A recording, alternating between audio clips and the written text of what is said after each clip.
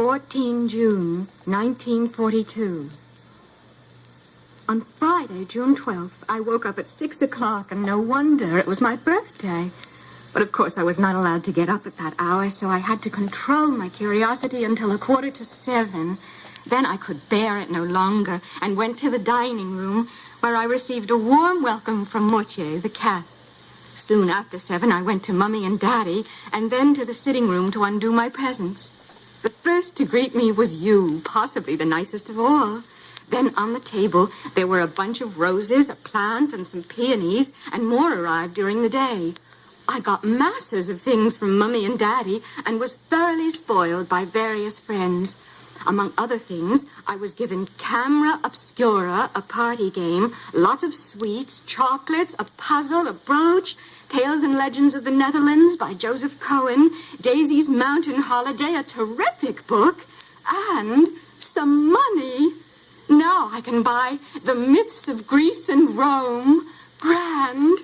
Then Lise called for me, and we went to school. During recess, I treated everyone to sweet biscuits, and then we had to get back to our lessons. Now I must stop.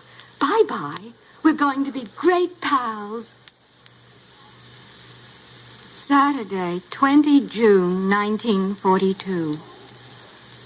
I haven't written for a few days because I wanted, first of all, to think about my diary. It's an odd idea for someone like me to keep a diary, not only because I've never done so before, but because it seems to me that neither I, nor for that matter anyone else, will be interested in the unbosomings of a 13-year-old schoolgirl. Still, what does that matter? I want to write, but more than that, I want to bring out all kinds of things that lie buried deep in my heart. There is a saying that paper is more patient than man.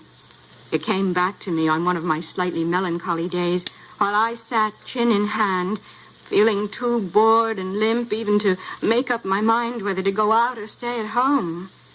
Yes, there is no doubt that paper is patient, and as I don't intend to show this cardboard-covered notebook bearing the proud name of diary to anyone, unless I find a real friend, boy or girl, probably nobody cares.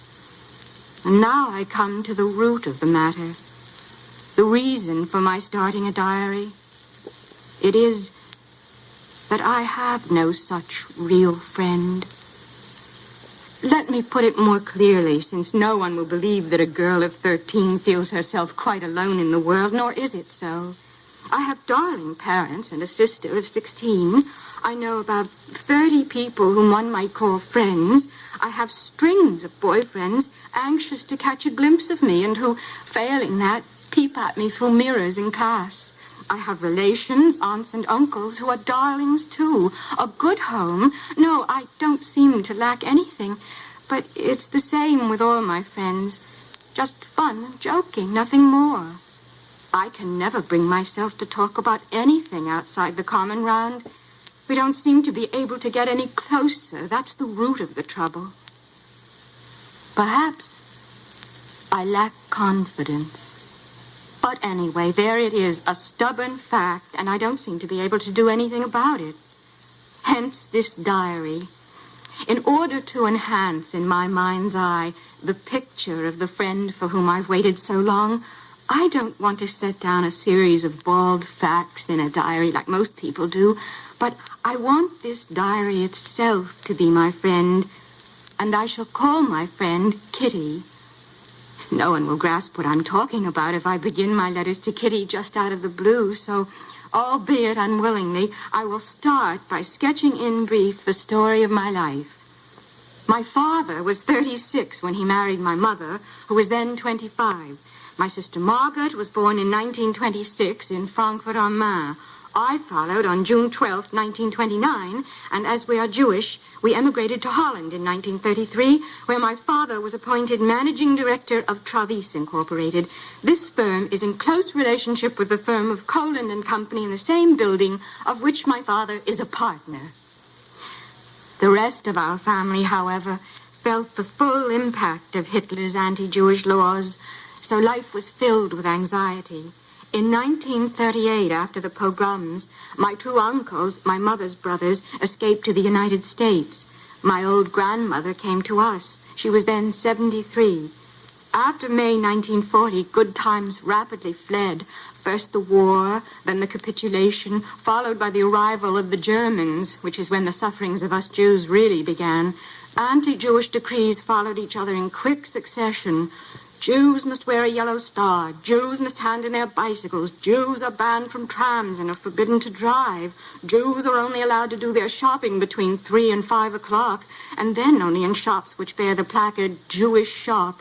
Jews must be indoors at 8 o'clock and cannot even sit in their own gardens after that hour. Jews are forbidden to visit theaters, cinemas, and other places of entertainment.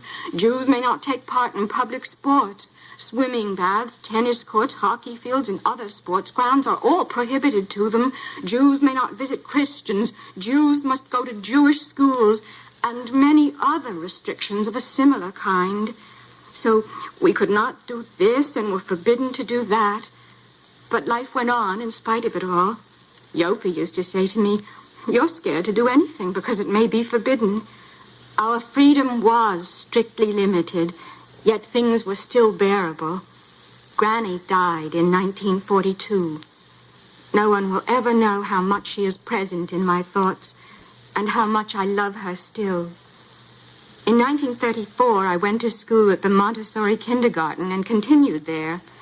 It was at the end of the school year. I was in Form B when I had to say goodbye to Mrs. K.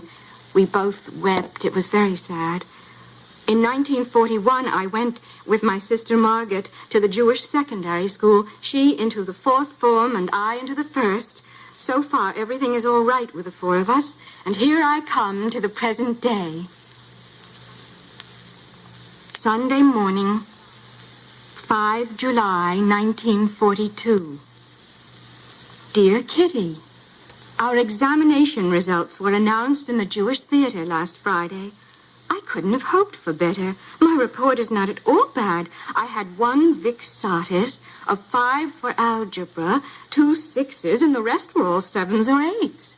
They were certainly pleased at home, although over the question of marks, my parents are quite different from most. They don't care a bit whether my reports are good or bad, as long as I'm well and happy and not too cheeky. Then the rest will come by itself. I am just the opposite. I don't want to be a bad pupil. I should really have stayed in the 7th form in the Montessori school, but was accepted for the Jewish secondary. When all the Jewish children had to go to Jewish schools, the headmaster took Lise and me conditionally after a bit of persuasion. He relied on us to do our best, and I don't want to let him down. My sister Margaret has her report, too. Brilliant, as usual. She would move up with cum laude if that existed at school. She's so brainy. Daddy has been at home a lot lately, as there's nothing for him to do at business. It must be rotten to feel so superfluous. Mr. Copehouse has taken over Travis, and Mr. Crawler, the firm Coland and Company. When we walked across our little square together a few days ago, Daddy began to talk of us going into hiding. I asked him why on earth he was beginning to talk of that already. "Yes, Anne," he said. "You know that we've been taking food, clothes, furniture to other people for more than a year now. We don't want our belongings to be seized by the Germans, but we certainly don't want to fall into their clutches ourselves. So we shall disappear of our own accord and not wait until they come and fetch us." "But, Daddy, when would it be?" He spoke so seriously that I grew very anxious. "Don't you worry about it. We shall arrange everything. Make the most of your carefree young life while you can." That was all. Oh, may the fulfillment of these somber words remain far distant yet. Yours, Anne. Thursday, 9 July, 1942. Dear Kitty, so we walked in the pouring rain, Daddy, Mummy, and I, each with a school satchel and shopping bag filled to the brim with all kinds of things thrown together anyhow. We got sympathetic looks from people on their way to work.